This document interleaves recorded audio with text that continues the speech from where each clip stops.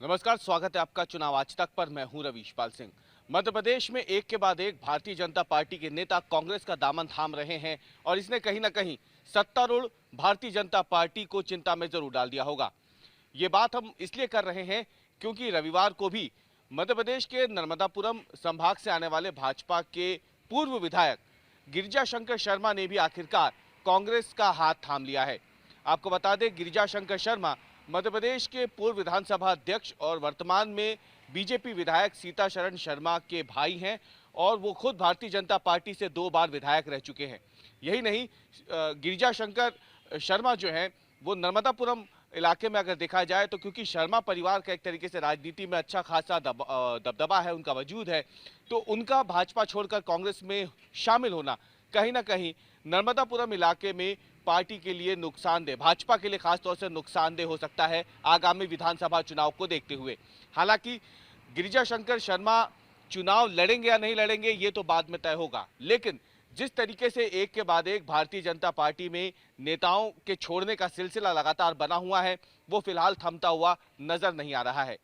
मध्य प्रदेश में 30 से ज्यादा ऐसे नेता हैं जिन्होंने हाल फिलहाल में ही भारतीय जनता पार्टी को छोड़ करके कांग्रेस का दामन थाम लिया है। इसमें सबसे बड़ा नाम हाटपिपलिया यानी देवास जिले से आने वाले दीपक जोशी का है, जो पूर्व मुख्यमंत्री कैलाश जोशी के बेटे और इसके साथ ही इससे पहले की शिवराज सरकार में मंत्री भी रह चुके थे। लेकिन पिछला चुनाव जब वो हारे तो उसके बाद से ही उन्होंने भारतीय जनता पार्टी के ऊपर खुद की अनदेखी का आरोप लगाया और लगातार अनदेखी से नाराज होने के बाद आखिरकार उन्होंने भाजपा छोड़ करके कांग्रेस की सदस्यता ले ली थी।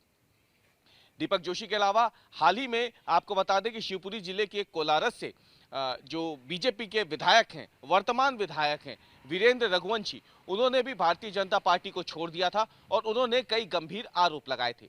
वीरेंद्र रघुवंशी ने आरोप लगाया था कि भारतीय जनता पार्टी में सिंधिया समर्थकों का दबदबा बढ़ता जा रहा है, खासतौर से ग्वालियर चंबल संभाग में, और इसके चलते भाजपा के अपने जो पुराने नेता हैं उनकी अनदेखी हो रही है और इसीलिए उन्होंने इससे नाराज होकर के भारतीय जनता पार्टी छोड़ने का फैसला किया था। अब सीताशरण शर्मा के भाई गिरिजा शंकर शर्मा ने भी कांग्रेस ज्वाइन कर ली है, उन्होंने भाजपा छोड़ दी है। उन्होंने भी कमोबेश वही सब आरोप लगाए हैं जो भाजपा के तमाम नेता अब तक लगा रहे हैं। आपको बता दें कि अब तक 30 से ज्यादा नेता जो हैं भाजपा छोड़ चुके हैं और सभी के आरोप ये हैं कि भारतीय जनता पार्टी में उन्हें लगातार नजरअंदाज किया जा रहा है। अगर उनकी कोई नाराजगी है तो संगठन से लेकर सरकार तक उनकी कोई सुध नहीं लेता है। इन तमाम नेताओं की एक ही शिकायत है, सबका यही कहना है कि उनकी समस्याओं को सुनने के लिए पार्टी में कोई फोरम फिलहाल बचा नहीं है।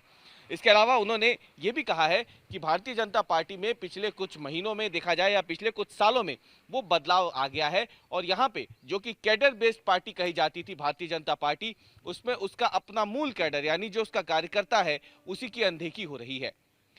प्रधानमंत्री नरेंद्र मोदी आपको बताएं भोपाल आए थे, उन्होंने मेरा बूथ सबसे मजबूत कार्यकर्ता सम्मेलन को संबोधित किया था और तब उन्होंने कहा भी था कि भारतीय जनता पार्टी की सबसे बड़ी ताकत बड़े बड़े चेहरे नहीं बल्कि उसका अपना कार्यकर्ता है। लेकिन देखिए कि उसी मध्य प्रदेश में जहां पे नरेंद्र मोदी ने आकर के भाजपा के कार्यकर्ताओं की अहमियत बताई थी, वहीं पे भाजपा के जो पुराने कार्यकर्ता हैं, जो नेता हैं, वो लगातार खुद की अनदेखी का आरोप लगा करके एक के बाद एक पार्टी छोड़ रहे हैं। इन तमाम नेताओं का यह भी कहना है कि जब वो पार्टी से नाराज होते हैं तो उनको ना अपनी बात कहने दी जाती है और ना ही उन्हें मनाने की कोशिश की जाती है। उन्हें यह भी नहीं कहा जाता है कि वो पार्टी ना छोड़ें। गिरिजा शंकर शर्मा ने भी बकायदा ये बात कही कि जब उन्होंने पार्टी छोड़ने का फैसला किया, भाजपा से जब उन्होंने इस्तीफा दिया, तब भी उन्हें मनाने के लिए भाजपा का कोई नेता नहीं आया, ना ही प्रदेश स्तर से संगठन का कोई नेता उनके पास पहुंचा, ना ही जिला स्तर पर किसी संगठन के कार्य नेता ने उनसे बात करके उन्हें फैसले पर दोबारा विचार करने की बात की।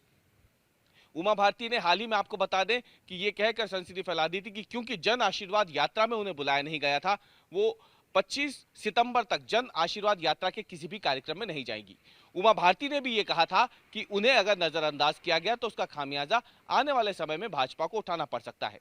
उमा भारती के इस बयान के अगले ही दिन रघुनंदन शर्मा, जो कि भाजपा के एक बड़े नेता हैं, पूर्व सांसद रह चुके हैं राज्यसभा के, उन्होंने भी ये बात कही थी कि भारतीय जनता पार्टी में जो पुराने नेता हैं, कार्यकर्ता हैं, वो खुद को उपेक्षित महसूस कर रहे हैं और चिंता की बात यह है कि उनकी इस उपेक्षा से नाराज होकर के जब वो पार्टी छोड़ने का मन बनाते हैं तो उन्हें मनाने के लिए भी कोई कदम नहीं उठाए जाते हैं।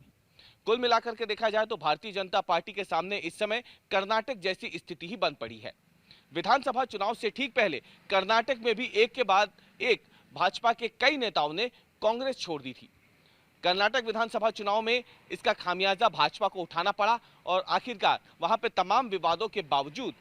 कांग्रेस की सरकार बन जाती है। मध्य प्रदेश में जहां लंबे समय से भाजपा की सरकार है, करीब 18 सालों से, वहां पर भी जिस तरीके से एक के बाद एक दर्जन से ज्यादा, 2 दर्जन से ज्यादा नेताओं ने अब तक पार्टी छोड़ दी है, वो कर्नाटक में भाजपा की जो स्थिति हुई थी कमोबेश उसी की एक तस्वीर है जो दोबारा सामने प्रतीत होती दिख रही है। लेकिन इन सबके बीच ये नहीं भूलना चाहिए कि मध्य प्रदेश जहां पे भारतीय जनता पार्टी देश भर में सबसे अच्छा संगठन होने का दावा करती है, उसी मध्य प्रदेश में लगातार एक के बाद एक जो नेता पार्टी छोड़ रहे हैं, उसने पार्टी की चिंता को तो जरूर बढ़ा दिया होगा, लेकिन उससे भी कहीं ज्यादा आपको बता दें कि आगामी विधानसभा चुनाव में पार्टी के प्रदर्शन पर इसका खासा असर पड़ने की संभावना भी जताई जा रही है। रवीश पाल सिंह, भोपाल, चुनाव आज तक।